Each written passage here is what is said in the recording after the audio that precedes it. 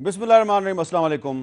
Capital talk में खुशामदेद। शेख रशीद अहमद और बिलावल भुट्टो ज़रदारी के दरमियान कुछ कशीदा बयानात की आग लगी हुई है। इस आग पे बात करेंगे और अवाम पर महंगाई का बोझ भी बढ़ रहा है, महंगाई की आग भी फैल रही है, इस आग पे भी बात करेंगे। इससे पहले कि इस आग पे बात करें, उस आग का जिक्र हो जाए जो कि वज़ीर आज़म सेक्रेटेरिएट इस्लामाबाद में आज लगी।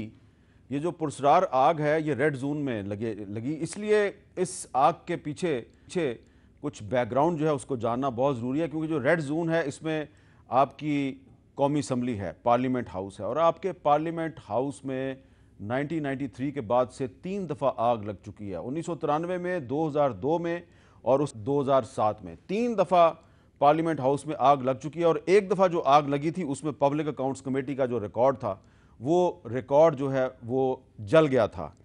इसी तरह शहीद मिल्लत सेक्रेटेरिएट इस्लामाबाद है, शहीद मिल्लत सेक्रेटेरिएट इस्लामाबाद में 2 दफ़ा आग लग चुकी है और इंटीरियर मिनिस्ट्री समेत अहम वजारतों का जो रिकॉर्ड है वो इनमें जल चुका है। 2002 में आग लगी थी और फिर 2014 में भी आग लगी थी। PID की इमारत जो है यहाँ पे भी आग लग चुकी है और अवामी मरकज़ जो बिल्कुल पार्लियामेंट हाउस के सामने है, यहाँ पर भी आग लग चुकी है और इसमें CPAC का अहम रिकॉर्ड जो है वो जल चुका है। ये मैं आपको बैकग्राउंड इसलिए बता रहा हूँ कि जब अहम सरकारी दफातर में आग लगती है तो उसके पीछे कोई ना कोई कहानी होती है, और ये कहानी सिर्फ इस्लामाबाद की सरकारी इमारतों में नहीं नज़र आती। ये कहानी हमें LDA प्लाजा लाहौर में एक आग लगी थी, एक दफ़ा नहीं 2 दफ़ा, 2004 में और फिर 2013 में, और उसमें अहम रिकॉर्ड जला दिया गया था। इसी तरह सिटी कोर्ट कराची जो है वहाँ पे भी अप्रैल 2018 में आग लगी, अहम मुकदमात का रिकॉर्ड वहाँ पर भी जल गया। फरवरी 2018 में कस्टम हाउस कराची में भी आग लगी, वहाँ पे भी रिकॉर्ड जल गया। इसी तरह सिंध सेक्रेटेरिएट में भी आग लग चुकी है। और 9 सितंबर 2016 को नंदीपुर पावर प्रोजेक्ट का पूरा रिकॉर्ड गुजरांवाला में जला दिया गया, और इसमें भी बहुत से अहम जो सरकारी फाइलें थीं ये मुकम्मल तौर पे डिस्ट्रॉय हो गई। तो ये मैंने आपको इसलिए बता रहा हूँ कि जब सरकारी दफ्तर में आग लगती है तो उस आग के पीछे कोई कहानी होती है। अब वज़ीर-ए-आज़म सेक्रेटेरिएट में जो आग लगी है ये वज़ीर-ए-आज़म ऑफिस में नहीं लगी, वज़ीर-ए-आज़म सेक्रेटेरिएट में जो आग लगी है इसकी अब इंक्वायरी होगी। देखना यह है कि ये आग क्यों लगी थी, क्योंकि पाकिस्तान में ये जो एक building code of Pakistan fire safety provisions 2016 में एक आग की पॉलिसी भी है कि इतनी ज़्यादा आग लगती है हमारे सरकारी दफ्तरों में, सरकारी इमारतों में, एक पॉलिसी बनाई गई है 200-250 सफ़ात की है। इस पर भी कोई SOPs जो हैं उस पर कोई अमल दरामद नहीं हुआ। अब मैं अपने मेहमानों का तारुफ करवाता हूँ। हमारे साथ आज मौजूद हैं जनाब फैसल वाडा साहब, वफाकी वज़ीर बराए आबी वसाइल, सेनेटर मुस्तफ़ा नवाज़ खोखर साहब, बिलावल भुट्टो ज़रदारी के तर्जुमान। लाहौर में मौजूद हैं जनाब राना सनाउल्लाह साहब। वाडा साहब, पहले ज़रा ये बात हो जाए, मैंने ये जो आग की कहानी सुनाई है ये तो खैर आपका सब्जेक्ट नहीं है, लेकिन ये जो आजकल शेख रशीद अहमद साहब और बिलावल साहब के दरमियान बयानात की आग लगी, आप समझते हैं ये मुनासिब है? आपके एक सीनियर कुलीग हैं शेख रशीद साहब, वो जिस किस्म की बातें कर रहे हैं और जिस किस्म का जवाब बिलावल साहब की तरफ से आ रहा है, आपको नहीं लगता कि ये आपकी हुकूमत की जो क्रेडिबिलिटी है उस पर काफ़ी इसका असर पड़ रहा है? बहुत शुक्रिया मीर साहब। देखिए मीर साहब, मेरा अपना ख्याल ज़ाती राय यही है जो आप कह रहे हैं कि एक सैंटिटी प्रिवेल होनी चाहिए। सियासी मुखालफत अपनी जगह के ऊपर है और उसको होना चाहिए, लेकिन मेरा ख्याल है कि ये जो फ़रोग दिया जा रहा है पर्सनल अटैक्स के ऊपर, ये मेरे ख्याल ठीक नहीं, क्योंकि और ये फ़रोग भी फिर मैं कहता हूँ तो फिर लोग नाराज़ होते हैं। ये भी हमारे राना साहब की पार्टी की बुनियाद रखी हुई है। बीबी शहीद के ज़माने से जो पॉम्फलेट्स गिराए गए थे आपको याद होगा, और इस किस्म की ज़बान इस्तेमाल की जाती है। मेरा अपना ख्याल है कि ये सियासी मुखालफत करें, आप सियासी चीज़ों के पॉइंट स्कोरिंग करें, लेकिन ये जो तरीक़ेकार है ना सर कि आप हर किसी के घर को, ख़ानदान को घसीट लें, ये सर रवायत ठीक नहीं है। अच्छा मुस्तफ़ा नवाज़ खोखर साहब, ये काफ़ी दिन हो गए हैं, काफ़ी अर्सा हो गया, तो इसका बिलावल साहब जवाब भी देते हैं, लेकिन क्या ये कहना मुनासिब होगा कि पीपल्स पार्टी की लीडरशिप जो है वो सही मौसर तरीके से जवाब नहीं दे सकी शेख रशीद साहब को? देखिए मीर साहब, अगर जवाब देने से मुराद ये है कि उन्हें उसी ज़ुबान में, उसी लहजे में और उसी तरह का अल्फाज के चुनाव करके उन्हें जवाब दिया जाए तो उसमें ठीक है, हम कामयाब नहीं हुए। लेकिन जहाँ तक शेख रशीद साहब का ताल्लुक है तो उनका तो पूरा माजी इस तरह की गुफ्तगू से भरा हुआ है। कोई पहली दफ़ा तो उन्होंने ये गुफ्तगू नहीं की। आपको 80 की दिहाई 90 की दिहाई याद होगी जिसमें उन्होंने शहीद बीबी के ख़िलाफ़ किस तरीके से बातें की। तो उनका एक पूरा रिकॉर्ड है और हमेशा हमारी तो कोशिश यही होती है कि सियासत में तलखियाँ ना बढ़ें, लेकिन वो कोई कसर हाथ से नहीं जाने देते। और जिस तरह की वो गुफ्तगू फरमा रहे हैं, इस गुफ्तगू के नतीजे में तलखियाँ तो फिर बढ़ेंगी। और इससे ज़्यादा मेरे ख्याल से जो अभी आपने जो अपने इंट्रो के अंदर एक तस्वीर भी दिखाई शेख रशीद साहब की बिलावल साहब से मुलाकात करते हुए, तो मैं उस दिन ये एक डिप्लोमेटिक रिसेप्शन की है, एक यूके हाई कमीशन में एक कोई रिसेप्शन थी, ये उस जगह की तस्वीर है। और मैं उस मौके पर मौजूद था, बिलावल साहब के साथ खड़ा हुआ था और मैंने देखा कि शेख रशीद साहब किस तरीके से उन्होंने पूरा जो मजमा बिलावल साहब के गिर्द लगा हुआ था, जगह बनाते बनाते पहुंचे उनसे हाथ मिलाने के लिए। तो मैं अब इससे ज़्यादा मैं क्या कह सकता हूँ कि शेख रशीद साहब को ज़रा सोचना ये चाहिए। उस दिन की बात है जिस दिन वहाँ पे बोरिस जॉनसन साहब आए हुए थे। गालिबन उसी दिन की बात है जी, गालिबन अच्छा। उसी दिन की बात है। तो शेख रशीद साहब को भी अपने रवैये पे गौर करना चाहिए। और अब पाकिस्तान पीपल्स पार्टी के कारकुन अगर फिर इससे इश्तियाल फैलेगा, और इश्तियाल नहीं फैलना चाहिए, हम अवॉइड करना चाहते हैं। अच्छा राना सनाउल्लाह साहब, ये जो हम देख रहे हैं कि हमजा शहबाज साहब के खिलाफ भी नैब छापे मार रही है और आसिफ जरदारी साहब जो हैं उनकी भी बार बार पेशियाँ हो रही हैं, और मौलाना फजलुर रहमान साहब जो हैं वो कल नवाज शरीफ साहब को मिलने जा रहे हैं। तो कुछ लोगों का ये ख्याल है कि हुकूमत जो है और नैब जो है वो पुश कर रही है मुस्लिम लीग नून और पीपल्स पार्टी को, ये एक दूसरे के साथ हाथ मिला लें और फिर ये जो महंगाई की फैलती हुई आग है इसकी बुनियाद पर कोई हुकूमत के खिलाफ तहरीक भी चल सकती है। आप वैसे कहते तो हैं कि चांस है, लेकिन लगता यह है कि पीपल्स पार्टी और मुस्लिम लीग नून में काफ़ी फासले हैं अभी तक। नहीं देखें, मुस्लिम लीग नून और पीपल्स पार्टी में जो फासले हैं दोनों बिल्कुल मुख्तलिफ जमातें हैं। उन्होंने एक दूसरे के मुखालफ जो है वो सियासत की है, हमने एक दूसरे के ख़िलाफ़ जो है वो इलेक्शन लड़ा, और अगला इलेक्शन भी जो है वो इम्कान है कि हम एक दूसरे के ख़िलाफ़ जो है वो कंटेस्ट करेंगे। लेकिन किसी भी कौमी इशू के ऊपर जो है वो इकट्ठे हो जाना या किसी इशू के ऊपर मुत्फिक हो जाना जो है ये कोई बड़ी बात नहीं है। अपोजिशन में जब हम बैठे हैं तो लाजम है कि गवर्नमेंट के ऊपर तनकीद करने के हवाले से या गवर्नमेंट के जो भी इश्यूज़ हैं उनके हवाले से जब हमारी आपस में बात होगी तो उनमें से किसी इशू पे हमारा इख्तलाफ भी हो सकता है, लेकिन बहुत सारे इश्यूज़ के ऊपर जो है वो हमारा इत्तफाक हो सकता है। हमारा इस बात पे मुकम्मल इत्तफाक है कि ये हुकूमत जो है इसका मैंडेट जो है वो जाली है, इसको अवाम ने मुंतखब नहीं किया, बल्कि इसको गैर जमहूरी और गैर पार्लिमानी तरीक़ों से जो है इन लोगों को जो है वो मुंतखब किया गया और इनको मुसल्लत किया गया इस मुल्क के ऊपर। हमारा मुकम्मल इत्तफाक है कि ये एक नाहल टीम है। हमारा मुकम्मल इत्तफाक है कि इन लोगों ने मौशियत का जो है वो बेड़ा गर्क कर दिया है, और हम इस बात के ऊपर जो है वो दिलो जान से और ज़हनी तौर पे भी मुत्फिक हैं कि अगर इन लोगों को जो है वो ज़्यादा टाइम मिला तो हो सकता है कि ये इस मुल्क को खुदा ना खास्ता जो है वो किसी इंसिडेंट से दो चार कर दें। अब आगे बात है कि टाइमिंग की। मौलाना फजलुर रहमान साहब कह रहे थे कि पहले अजलास से पहले ही जो है वो हमें एहतजाज करना चाहिए और हमें जो है पार्लियामेंट का हिस्सा नहीं बनना चाहिए। पीपल्स पार्टी ने उस वक्त, हमने अभी इसका जवाब नहीं दिया, लेकिन पीपल्स पार्टी ने कहा कि जी नहीं, ये ठीक है, धांधली हुई है, ठीक है, जाली मैंडेट की हामिल हुकूमत है, लेकिन हमें सिस्टम को जो है वो डिसलॉज नहीं करना चाहिए। इस तरह से सिस्टम जो है वो हाईजैक हो जाएगा तो आप पार्लियामेंट का हिस्सा बने। अब इस वक्त सूरत हाल ये है कि 2 माह पहले की मैं बात कर रहा हूँ कि पीपल्स पार्टी भी ये समझती है कि इस हुकूमत को मज़ीद वक्त जो है वो अब देना जो है वो शायद इस मुल्क के लिए, रियासत के लिए, इस मुल्क की इकॉनमी के लिए जो है वो ख़तरनाक है। लेकिन उस वक्त मियाँ नवाज शरीफ साहब की ये सोच थी कि इन्हें कम से कम जो है वो आप एक बजट पेश करने दें और देखें कि क्या ये कोई अपनी दुरुस्त सिमत का तयन करते हैं, कुछ सही रास्ता इख्तियार करते हैं। अगर करते हैं तो फाबिहा, हमें तआवन करना चाहिए मुल्क के लिए, रियासत के लिए। लेकिन अगर नहीं करेंगे तो फिर इसका बात के ऊपर सोचा जा सकता है। तो मैं समझता हूँ कि अब वक्त वो करीब है कि इस बारे में जो है वो अपोजिशन की जमातें बैठें, और बैठने के बाद अगर ये फ़ैसला होता है कि इनसे कोई अच्छाई की तवक्को नहीं है और ये जिस तरह से फ्रॉडुलेंट तरीके से जो है वो कौम को उलझा रहे हैं। 2 दिन हमजा शहबाज की गिरफ्तारी में उलझा दिया। कल जो है वो शाह महमूद कुरैशी साहब ने ख़बर दे दी कि जी 16 तारीख को 16 से 20 तक जो है वो इंडिया हमला कर रहा है। तो ताकि रियल इश्यूज़ के ऊपर लोगों का ध्यान ना जाए, तो अगर ये यही कुछ करते रहे तो फिर मैं समझता हूँ कि आपकी बात दुरुस्त है, फिर इत्तफाक हो सकता है तो अभी तक तो और नहीं ये हुआ। फासले जो है ये मिट सकते हैं। तो फैसल वाडा साहब, बजट जो आ रहा है आज, तो देखें आने वाले दिनों में हो सकता है। असद उमर साहब कह रहे हैं कि अगला 1.5 साल जो है उसमें मुश्किल होगी, बाद में हालात ठीक हो जाएंगे। आपको लग रहा है कि बजट अगर आ गया तो बजट में अगर लोगों को रिलीफ ना मिला तो फिर अपोजिशन पार्टीज मिलकर आपके लिए बड़े मसाइल पैदा कर सकती हैं? देखिए मीर साहब, सबसे पहले तो बैकग्राउंड को पता होना चाहिए कि हम यहाँ और यहाँ की मईशत आज पहुँची किन वजह से, इन्हीं की बदौलत पहुँची। इनकी करप्शन, इनकी किकबैक्स, इनकी नाअहली, इनके 30,000 अरब रुपए के, खरब रुपए के कर्जे सर हमने चढ़ाए। जो हमें मिला उसको सॉर्ट आउट करने के लिए हमारे पास क्या रास्ता है?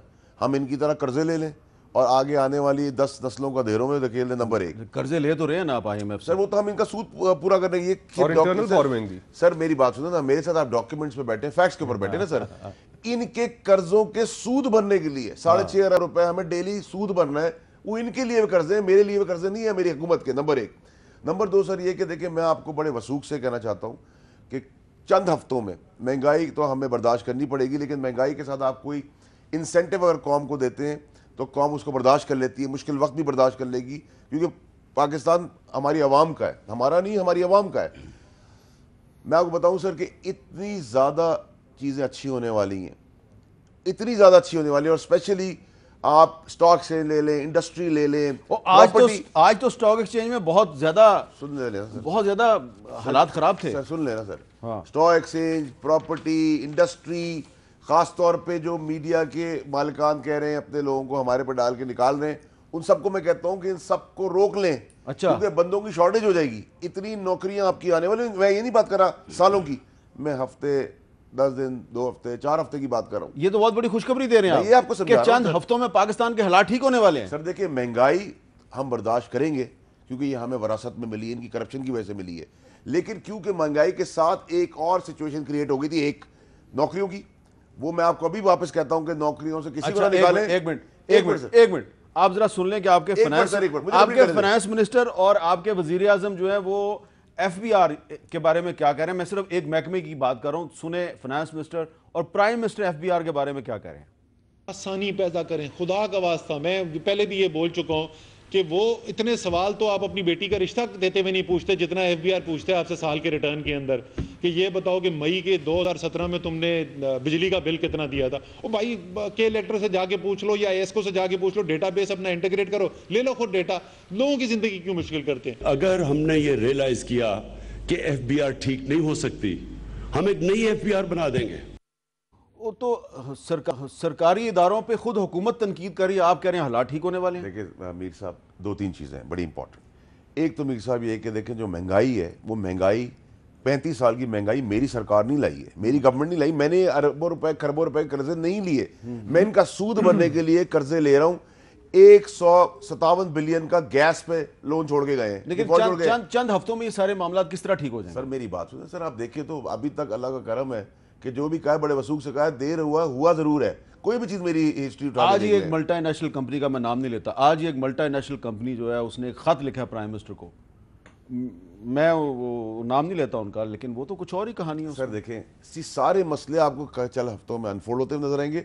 फिर एक नून लीग की हुकूमत के अंदर एक टिपिकल था कि इन्होंने सबको बड़ा किया पाल पोस के, उन्होंने एक प्रोपेगेंडा क्रिएट किया हुआ था, ये हबड़ दबड़ मचाई हुई थी बिजनेसमैन कम्युनिटी में, लोगों को डराया हुआ है। ये सब कुछ अगले आने वाले हफ्तों में ठीक होने वाला है। ईज ऑफ बिजनेस इतनी हो जाएगी कि पान वाला, ठेले वाला भी कहेगा मुझसे टैक्स ले लो जी, बात ही खत्म होगी। मुस्तफा नवाज खोखर साहब, मामला कुछ हफ्तों में ठीक होने वाले हैं, ये तो बड़ी अच्छी बात है। अल्लाह करे जी हो, अल्लाह करे हो। लेकिन इन्होंने चंद हफ्तों की जो ट्रक की बत्ती के पीछे अवाम को लगाया है, अभी एक नई इन्होंने जो खबर सुनाई है, पूरी जो इस वक्त फाइनेंशियल इंस्टीट्यूशंस के स्टेटिस्टिक्स है, डेटा है, वो सारी एक और तस्वीर पेश कर रही है। यानी कि आप किस तरीके से चंद हफ्तों की इस बात को मानेंगे जब यूनाइटेड नेशंस का इदारा कह रहा हो कि इस वक्त इस पूरे खित्ते में, जनूबी एशिया में, पाकिस्तान सबसे कम तरक्की करने वाला मुल्क है। बांग्लादेश, भारत तो हमसे आगे है ही है, लेकिन मालदीव्स भी हमसे आगे है जो एक छोटा जजीरा है, और हमारी इकोनॉमी का, मईशत का कंपैरिजन किया जा रहा है अफगानिस्तान के साथ। और ये हमें मेरे भाई ने नवीद सुनाई है चंद हफ्तों की। वर्ल्ड बैंक कह रहा है कि 2.7% आपकी इकोनॉमी ग्रो करेगी, इनका अपना स्टेट बैंक कह रहा है 3% करेगी, और पिछले साल 5.2% कर रही थी। और जितने सीनियर इकोनॉमिस्ट्स हैं उन सारों का इस वक्त तक इस चीज के ऊपर कंसेंसस है कि हमारी मार्केट से, हमारी इकोनॉमी से, हुकूमत की पॉलिसी की वजह से इस वक्त 6 लाख से लेके 10 लाख लोग बेरोजगार हो चुके हैं और महंगाई अरूज पर है। लेकिन देखिए वाडा साहब बड़े जिम्मेदार आदमी हैं। नहीं, जिम्मेदार बिल्कुल है, लेकिन अब इन्होंने जो एक बात की है, हम भी इधर ही चंद हफ्ते बाद बैठ जाएंगे, यही प्रोग्राम हम दोबारा सर मेरी करेंगे और यही रिकॉर्डिंग भी आप सर, सुना अभी दीजिएगा। 2800 कंटेनर्स का मसला था पोर्ट पे, इंपोर्टर्स का, वो रिजॉल्व हमने ईसी की मीटिंग में बैठ के सारा कर दिया। देखिए हमारा काम सर ये वो देखिए, आपने करवाया है, देखिए वो मुझे सारी कहानी का पता है। देखिए मीर साहब, उसके लिए आपने असद उमर साहब के साथ बाकायदा डिबेट किया। मैंने लफ्ज डिबेट बहुत देखिए, सोच मीर समझ साहब, के इस्तेमाल देखिए, किया है, मीर वैसे साहब, हुआ कुछ मीर- और था मीर वहां साहब, पे। मैं आपको एक बात बताऊं, देखिए मीर साहब, लेकिन मीर साहब जो हकीकत है ना, कतई कलामी की माफी चाहता हूं फैसल भाई, देखिए इस मुल्क में 98% जो लोग हैं वो 12,000 से 50,000 तक की कमाई करने वाले लोग हैं महीने के।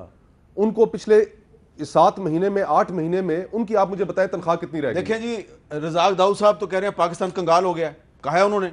देखिए सर, रजाक दाऊद साहब का एहतराम है, is not an elected member, number 1। देखिए सर, इकोनॉमी इकराम खत्म हो गया ना। देखिए आप इकोनॉमी, भी कमाल के आदमी हैं, आपने एक फिक्रे में ही उनकी ऐसी की तैसी फेर दिया, is not an elected member. बात नहीं, खत्म कर देखिए दी, ना सर, छोड़ दें, मैं अल्फाज अपना सवाल वापस लेता हूं। ठीक है, देखिए, आप उनके बारे में बात ही ना, देखिए, आपने कह मईशत- दिया Razak Dawood is not an elected member, देखिए, गाली मुकाती देखिए, मेरी जनाब। बात सुनो सर, मेरी बात सुनो मीर साहब, ये अकील साहब हैं, तेली साहब हैं, आरिफ हबीब साहब हैं, सलीम गोडियल हैं, मच्छाराज हैं, ये तब्बाज हैं, ये पूरे पाकिस्तान का 70% मईशत हमारी चला के देते हैं, और बहुत सारे दीगर दर्जनों के हिसाब से नाम है। ये जब तक हमारे मुल्क में, और इनका ईज ऑफ बिजनेस करना हमारा सब अवलीन तरजीह होनी चाहिए, और हम कर रहे हैं। मैंने जो हफ्तों की बात की वो आप देखेंगे सर कि कितना फास्ट चीजें, ये प्रोपेगेंडा किया जाए, ये जो जा रहे नोटिस, ये लोगों को हर धड़ाधड़ नोटिस। अच्छा जरा IMF की कंडीशंस तो बता दें। एक बहुत बड़ी मल्टीनेशनल कंपनी का जो खत है उससे आप शायद वाकिफ होंगे, उनका भी मसला हल हो जाएगा। सर बिल्कुल हम कर रहे हैं उस मसले के अंदर, अगर आपका इशारा जिस तरफ मैं समझ रहा हुआ है उसके अंदर मैं खुद इन्वॉल्व हूँ, ठीक है सर। अच्छा, उसमें क्योंकि वो मेरी वजारत से इनडायरेक्टली गुजरता है, उनका भी मसला है, वो पानी का मसला है। उनके ऊपर गलत टैक्स लगा दिया है किसी जजमेंट के तहत, वो इनसेंसिबल, वो कह रहे हैं हम पाकिस्तान से चले जाएंगे। नहीं जाएंगे, हम उसको भी कट डाउन करेंगे, उसमें फाइट करेंगे, लॉजिक देंगे। हर चीज आप एक दिन में नहीं कर सकते सर। अगर मुझे कॉफी पीने का आता है, मुझे कॉफी बंद हो गई, नहीं पॉसिबल। एक दूसरी चीज है कि ये सारी मुल्क की और तबाही, अगर जिस तरीके से कानून हरकत में आ रहा है, ये अगर तरीकेकार रहा मीर साहब कि जी आप एक गरीब आदमी के लिए तो कोई कानून नहीं है, लेकिन एक अमीर आदमी के लिए, एक डाकू के लिए, एक कातिल के लिए, एक चोर के लिए आप जाएंगे, उनको बताएंगे कि देखिए जी आपने कत्ल किया है, हम 10 दिन बाद आएंगे, आपको तब अरेस्ट करेंगे, आप मुल्क से भाग जाएं, आप जमीन में बोझ हो जाए। आप इनडायरेक्टली आप कोर्ट की जजमेंट को क्रिटिसाइज कर रहे हैं जो हमजा शहबाज के लिए मैं दी तो गई सर है। देखिए, आप उसको क्रिटिसाइज कर रहे हैं मुझे एक ना। बात बताए ना, ये कहीं से आपने देखा है कि एक आदमी जिस पे एक जुर्म है या मुलजिम है, उसकी इन्वेस्टिगेशन के लिए मैंने खुदा ना खासा कत्ल किया है, मुझे आप आगे बताएंगे कि 10 दिन बाद आपको पकड़ेंगे, आप 10 दिन के अंदर स्टे ऑर्डर ले लें, मुल्क से भाग जाए, जमीन बोझ हो जाए, कोई और कार्रवाई कर जाए। एक दूसरा सर ये कि अगर नैब का इदारा जाता है अपने वारंट्स लेकर और आप कियोस क्रिएट करते हैं, वर्कर्स को सामने लाते हैं, क्लैश करते हैं, और हफ्ते के दिन एक ऑर्डर आ जाता है कि आप हाथ नहीं लगा सकते, उसको स्ट्राइक काउंट सुप्रीम कोर्ट कर चुकी है उस ऑर्डर को। ये जो तो सर ये आप, सवाल ये तो है आप ना जो सर। भी बात करें ये आपकी जाती राय है, हमारा इससे इत्तेफाक करना कोई जरूरी नहीं है, क्योंकि आप कोर्ट के ऑर्डर्स पे तनकीद कर रहे हैं। नहीं, राना हमारे साहब, हमारे पास इजाजत है कि हम कोर्ट के डिसीजंस के ऊपर डिस्कस अच्छा राना साहब, आप वजीर कानून भी रहे हैं, तो ये जो फैसल वाडा साहब जिस तरफ इशारा कर रहे हैं इसका कोई आप जवाब देंगे?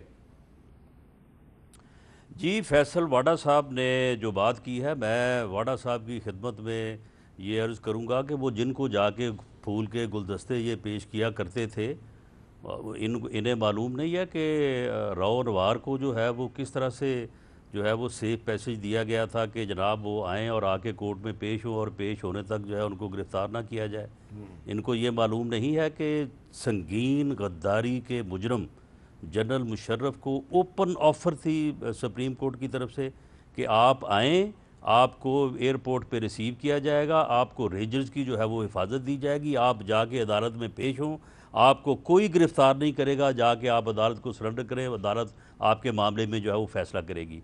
अगर हमजा शहबाज के ऊपर कौन सा कत्ल का इल्ज़ाम है, उसके ऊपर जो है वो इनका जो है वो एक मिनिस्टर कह रहा था कि 85 अरब अब जो नैब वाले हैं, कभी वो कहते हैं $1.5 लाख, कभी कहते हैं अपना जो है वो 60 करोड़, कहाँ 85 अरब, कहाँ 1.5 लाख और 60 करोड़।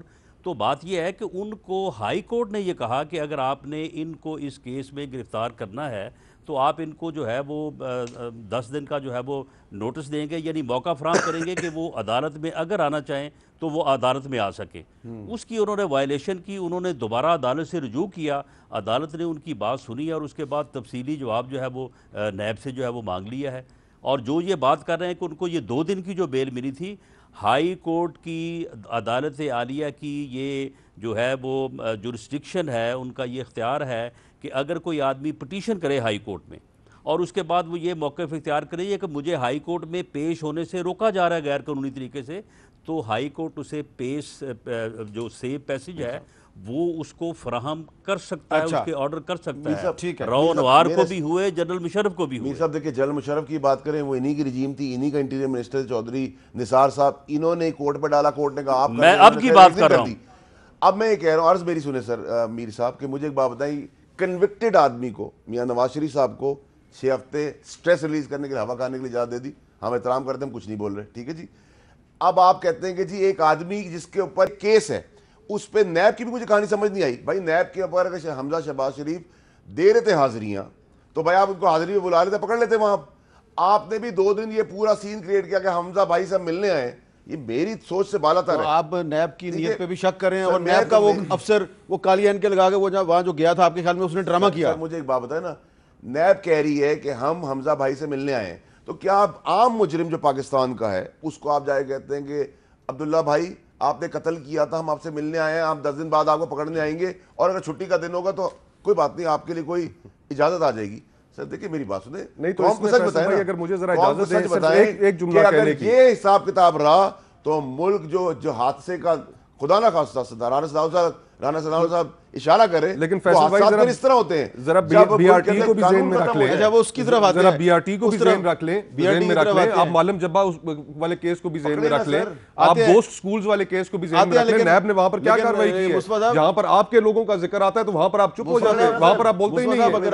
आप कहें कि नैब गिरफ्तार करें, आप कहें, आप ये बात कह रहे हो, मैं आपको अगर ये भी आप साथ बालातर हो ना पीटीआई का,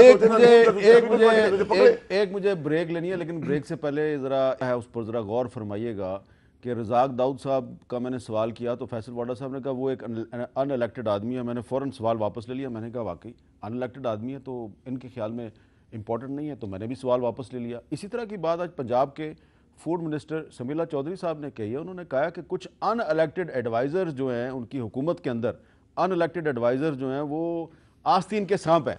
तो लिहाजा आज के बाद मैं किसी सूबाई या किसी वफाकी हुकूमत का जो इलेक्टेड या अनइलेक्टेड बंदा है वो उसका पहले फ़र्क समझ के फिर सवाल किया करूँगा। वक्फे के बाद दोबारा मिलते हैं।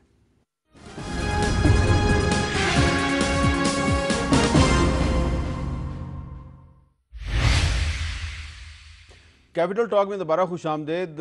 वक्फे से पहले फैसल वाडा साहब जो हैं उन्होंने बहुत बड़ी बात कर दिया है और इतने मुझे पैगामात वसूल हो रहे हैं पूरे पाकिस्तान से, क्योंकि फैसल वाडा साहब ने कहा कि आने वाले चंद हफ्तों में, यानी कि 3 या 4 या 5 हफ्ते, पाकिस्तान के हालात अचानक ठीक होना शुरू हो जाएंगे।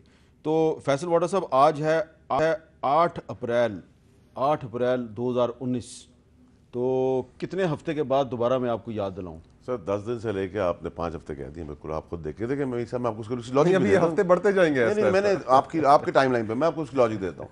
मैंने अभी आपको कुछ नाम लिए, तेलीस का, टब्बास का, मछारास का, सलीम गोडियल हो गया, AKD हो गया, आरिफ हबीब साहब हो गए।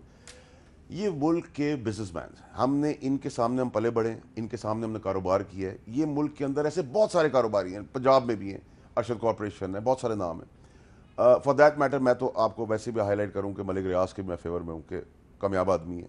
आप मलिक रियाज की फेवर में? आप टैक्स वसूल कर लें लोगों से, जायज़ पैसे ले लें, लेकिन जो काम करने वाले, चक्का चलाने वाले लोग हैं उनको हमेशा अपलिफ्ट करें, नंबर 1। नंबर 2 सर ये कि मुल्क में ये लोग सबसे ज़्यादा पाकिस्तानी खैरात देता है, टैक्स क्यों नहीं देता?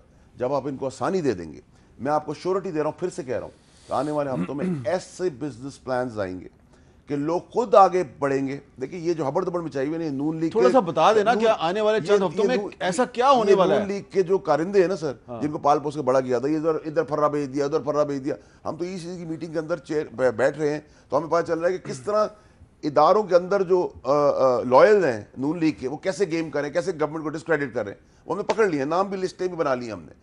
तो ये हम ईज ऑफ बिजनेस जब देंगे तो पान वाला, ठेले वाला भी आके कहेगा कि ये ले जी, मैं भी इतना टैक्स देता हूँ, हमें काम करने दें। देखिए मईशत जब मुश्किल में आ जाती है, जो इन्होंने कर्जों की वजह से हमें दी, जो चोरी की वजह से दी, जो डाके की वजह से दी, और फिर इत्तेसाब का अमल रुक रहा है, पीछे होता जा रहा है। जब ये चीज़ों के बावजूद हम जब ये बजट और मईशत का बोझ लोगों में डालते हैं और लोगों को फिर कारोबार के, जैसे मीडिया के अंदर लोग शोर कर रहे हैं कि मालिकान निकाल रहे हैं, हमारा उसमें कोई कंसर्न नहीं है, गवर्नमेंट का कोई रोल नहीं।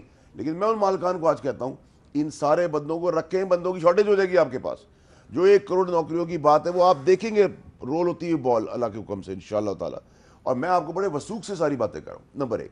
नंबर 2 मीर साहब ये कि जब आप मईशत को टर्न अराउंड कर रहे होते हैं, मुश्किल फैसले कर रहे होते हैं, उस वक्त एहतसाब का अमल और इंसाफ का अमल बड़ा क्लैरिटी से नजर आना चाहिए। जब आप ये कहें कि एक आम आदमी 780 आदमी मर गए हैं जेलों के अंदर, उनको मेडिकल एड नहीं मिली है, फिगर मेरा गलत हो तो आप मुझे कहिएगा, और एक नवाज शरीफ साहब जब जेल जाते तो उनकी मर्जी का उनको इलाज भी चाहिए, फिर 6 हफ्ते की हवा खाने के लिए उनको स्ट्रेस के लिए इजाजत दे दी जाए, फिर एक आम आदमी को 10 दिन का नोटिस दिया जाए, कातिल को, चोर को, बेईमान को, कि आपको 10 दिन बाद हम आके पकड़ेंगे। सर ये चीजें नहीं एक्सेप्टेबल। उसको हाई कोर्ट ने दिया, हम एहतराम करता है, हाई कोर्ट ने ऑर्डर दे दिया, हम नहीं कुछ बोले, उसको स्ट्राइक डाउन किया सुप्रीम कोर्ट ने कि इसकी जो एक्सप्लेनेशन है या जो उसकी वर्डिक है वो इस तरह नहीं, इस तरह है। तो अगर सब कुछ आपके बकौल अगर सब कुछ ठीक होने वाला है तो फिर ये जो नवाज शरीफ को थोड़ी सी रिलीफ मिली है अदालत से, आपको इस पे क्या एतराज है? अगर सब कुछ ठीक होने वाला है तो घबरा क्यों रहे हैं आप? सर फिर मीर साहब पूरे पाकिस्तान की जेलें खोल दें, उन सबको आजाद करें। या 25-25 साल बाद लोगों को आप अनाउंसमेंट करती है कोर्ट के फलाना आदमी बेगुनाह बरी हुआ, मालूम मर चुका है। सर ये तो ना करें ना सर, दो कानून ना करें। अल्लाह करे कि इनकी बात ये दुरुस्त हो, लेकिन मैं फिर कह रहा हूं कि इस महीने के एंड में तो आप IMF से कर्जा लेने जा रहे हैं। आपके फाइनेंस मिनिस्टर ने खुद कहा है कि वो वाशिंगटन जा रहे हैं उनसे एग्रीमेंट साइन करने के लिए। क्या उसकी कंडीशंस आपने कौम के सामने रखी हैं? कौम को बताया कि क्या कंडीशंस हैं? और जो कंडीशन सुनने में आ रही है मीर साहब, अगर वो दुरुस्त है तो महंगाई का तो एक नया तूफान इस मुल्क के अंदर आना है। उन्होंने कहा है बिजली महंगी करो, गैस महंगी करो, वो महंगी करनी पड़ेगी इन्हें। उन्होंने कहा है डॉलर को फ्री फ्लोट करो, डॉलर को फ्री फ्लोट करना पड़ेगा। और आज इसके लिए तो फिर आपको हुकूमत और अपोजिशन को मिलकर कोई पॉलिसी बनानी चाहिए। देखिए लेकिन ये जो कातिल चोर डाकू वाली जो गुफ्तगू है, इसके बाद क्या इनके साथ मिलकर हम बात करेंगे? देखिए अब मुझे बात जरा मुकम्मल कर एक बात अब फैसल भाई मुकम्मल। सर मेरी आप 1 मिनट की बात कर ली।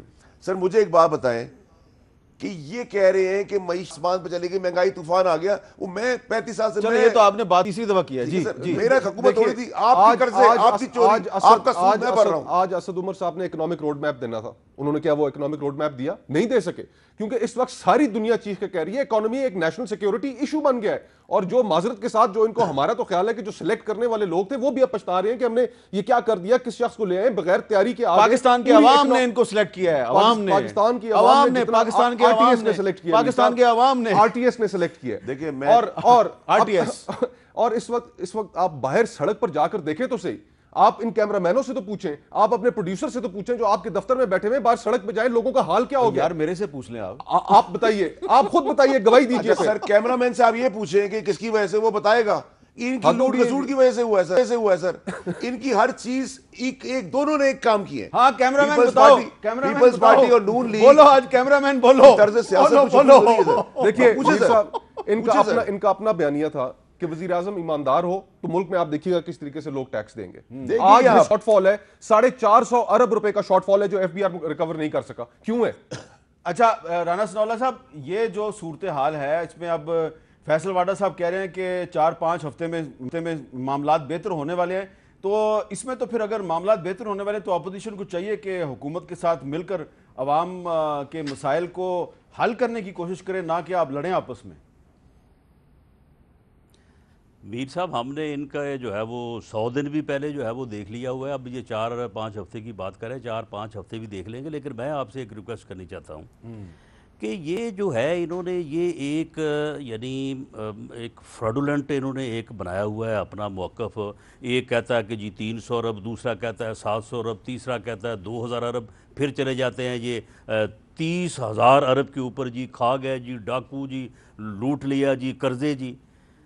मामला ये है कि आप ये मेहरबानी करें पूरी कौम के ऊपर, आप जो इकनॉमिक एक्सपर्ट्स हैं तीनों साइडों से आप उनको बैठा लें और ये बात एक दिन तय करवा दें और कौम को ये बात क्लैरिटी से मालूम हो जाए कि आज तक इन्होंने मियाँ नवाज शरीफ पे, मियाँ शहबाज शरीफ पे, शरीफ फैमिली के तमाम मेंबर्स के ऊपर इनकी तरफ से इल्ज़ाम, साबित तो पता नहीं क्या होगा नहीं होगा, इल्ज़ाम क्या है कि उनके ऊपर अब तक इनके अदारों ने जिन लोगों को इन्होंने इन्वेस्टिगेशन पर उनके ऊपर क्या इल्ज़ाम लगाया है।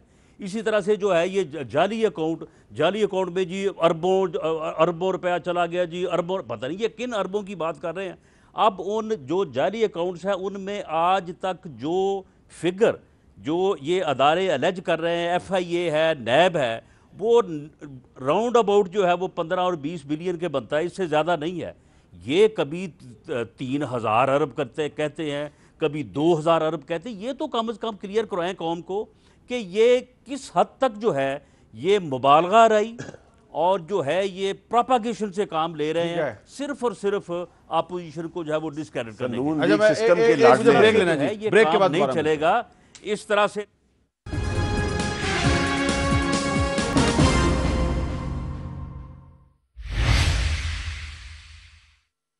कैपिटल टॉक में दोबारा खुशामदीद। और फैसल वाडा साहब ने आज ऐसा एक दावा कर दिया है जिसकी वजह से मैं बहुत प्रेशर में आ गया हूँ। लोग कह रहे हैं इतनी अच्छी बात कर दी, इतनी खूबसूरत बात कर दी है फैसल वाडा साहब ने, लेकिन क्या ये अपनी इस बात को सच्चाई का जामा पहना पाएंगे फैसल वाडा साहब? या तो आप बहुत ब्रेव आदमी हैं, बहुत समझदार आदमी, या आप फिर बहुत ही बेवकूफ़ आदमी हैं। दोनों में से कोई एक बात बुरा न मनाइए, क्योंकि ये वर्ल्ड बैंक कह रहा है कि पाकिस्तान GDP ग्रोथ में स्लो डाउन टू 3.4%, जो कि बहुत कम है। अगले 1-2 साल में ये बहुत नीचे जा रही है। स्टॉक मार्केट का इंडेक्स मेरे सामने है, यहाँ तो बर्बादी हो गई है लोगों की, इन्वेस्टर्स की। तो आप कह रहे हैं कि सिर्फ 4 या 5 हफ्ते में मामला ठीक हो जाएंगे। अल्लाह करे आप सही कह रहे हो। होना शुरू हो जाएंगे, सिर्फ शुरू हो जाएगी, लोगों की खुशहाली नजर आना शुरू हो जाएगी, नौकरियां कारोबार बढ़ना शुरू हो जाएंगे, आसानी कर देंगे लोगों को, टैक्स आना शुरू हो जाएगा, तरक्की की तरफ गामजन होना शुरू हो जाएंगे। मैं खड़ा हूं अपनी बात के ऊपर, मैं आपको जवाब देता हूं उसका 1 सेकंड में। अगर खुदा ना खास्ता अल्लाह की मर्जी नहीं तो मैं थोड़ी कुछ कर सकता हूं।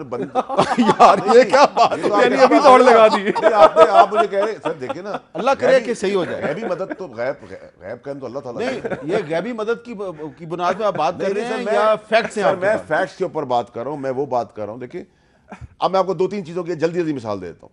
आपको नोटिस आया FBR की तरफ से, कितना सच्चा नोटिस था? आपकी वो तो झूठा था। प्रॉपर्टी थी नहीं थी? नहीं। वैसे नोटिस कुछ इनके पालतू जो थे वो भेज रहे थे। अच्छा, आप कह रहे हैं कि जो FBR का नोटिस मुझे आया और लोगों को जा रहे हैं वो साजिश थी? 100% साजिश थी। अब सलीम गोडियल है। अच्छा। सलीम गोडियल ने एक प्रॉपर्टी इनके नाम पर रख के अपने टैक्स में डिक्लेयर कर दी कि 18 नंबर बंगला मेरा है। उसको नोटिस चला गया, वो सबसे बड़ा हाईएस्ट टैक्स पेयर है। अकील करीम डैडी है, तेली है, टब्बाज है, ये सब लोग बिजनेसमैन है। हमने इनके सामने बिजनेस सीखा है। इनको आज आप कहें अभी फोन करके, क्या आप सबको जानते हैं कि भाई आपको टैक्स दें, आपको आसानी होगी, कोई हरासमेंट नहीं होगी, ये बोरियों के बोरे भर देंगे। जब मुल्क की मैशत 70% ऑलरेडी टैक्स पे रहे, आपने नए टैक्स पे तलाश कर रहे हैं। अब मैं समझ, आपकी ये जो टैक्स एमनेस्टी स्कीम नहीं आई है, ये नहीं सर, उसका तो नहीं चक्कर? नहीं सर, वो मेरा देखिए सर, मैंने क्या कहा, जो हलाल टैक्स एमनेस्टी, आपके जो बंदे मीडिया से निकाले जा रहे हैं इनको रोक लें, ये नहीं मिलेंगे। मैंने ये कहा, मैंने कहा इंडस्ट्री का फरोग होगा, प्रॉपर्टी फ्लरिश करेगी, स्टॉक से आसमान पे जाएगा, नौकरियां बूम होगी, महंगाई मैंने नहीं कहा कम होगी, क्यों? महंगाई तो इनकी चोरी चकारी कर्जों की वजह से। अच्छा, हालात ठीक हो जाएंगे लेकिन महंगाई कम नहीं होगी। देखिए ना सर, महंगाई तो देखिए ना, जब आप यूटर्न मार रहे हैं। देखिए, अब आप यूटर्न मार रहे हैं। मीर साहब देखिए, इसको बड़ा क्लियरली समझे। देखिए मीर साहब, अगर आप कारोबार भी बंद कर देंगे और महंगाई भी ले आएंगे, चाहे इनके कर्जे, इनकी चोरी, इनकी बदौलत होगा, तो फिर तो दिवालिया हो जाएगा ना मुल्क का। ठीक है, कोई चीज आप फ्लरिश करते हैं तो कोई चीज एब्जॉर्ब भी करते हैं। अच्छा मुस्तफा भाई, मेरा ख्याल है कि हम एक जो है ना इनको टाइम दे देते हैं 5 हफ्ते का। ठीक है, 5 हफ्ते ठीक है सर? नहीं, आपने टाइम तो दे दिया, लेकिन मीर साहब बात ये है कि अभी ये जब IMF से इस महीने हम तो ये कह रहे हैं, डिमांड कर रहे हैं इनसे कि शरायत सामने लाएं, आपकी बैक ब्रेकिंग कंडीशंस के साथ मईशत में जो रही सही कसर है वो भी खत्म हो जानी है। वर्ल्ड बैंक का आपने जिक्र किया, सबसे ज्यादा अभी मैं तो हैरान हूं, कुछ कह नहीं रहा। आप पढ़े आर्टिकल्स, वो कहते हैं कि 36 करोड़ रुपए डेली का नुकसान करें नून लीग की बदौलत, क्योंकि इन्होंने ये कहीं नहीं कहा, ये वर्ल्ड बैंक ने कहीं नहीं कहा। मैं अपना बता रहा हूं सर, मैं अपनी वजारत का बता रहा हूं, आप वर्ल्ड बैंक से कंफर्म करें। वर्ल्ड बैंक अपनी अजम्पशन के ऊपर जिस तरीके की मैशत छोड़ के गए हैं उसके बेसिस पे एक अपनी speculation बता अच्छा, रहे हैं। चले, मीर साहब, अल्लाह एक करे। सादी सी मैं बात बता दूं, अगर आपकी मैशत ने 1 करोड़ नौकरी या कम से कम 10 लाख नौकरी साल की क्रिएट करनी है तो उसको 7% से ज्यादा ग्रो करना चले, पड़ेगा। अल्लाह और करे, मैशत अल्लाह आपकी करे, 2.4% पे ग्रो कर जो रही ये है। कह रहे हैं ये सही साबित हो जाए, लेकिन अगर खुदा न खासा सही साबित नहीं होता तो फिर 5 हफ्ते के बाद फैसल वाडा साहब फिर आप यहाँ पे आके ये ना कहिएगा कि वो ये तो अल्लाह की मर्जी थी, फिर आपको कोई ना कोई जस्टिफिकेशन देनी मेरी पड़ेगी। तिक्का बोटी कर दीजिएगा। ठीक है, इनकी तिक्का बोटी करेंगे। इजाज़त दीजिए, अल्लाह हाफिज़।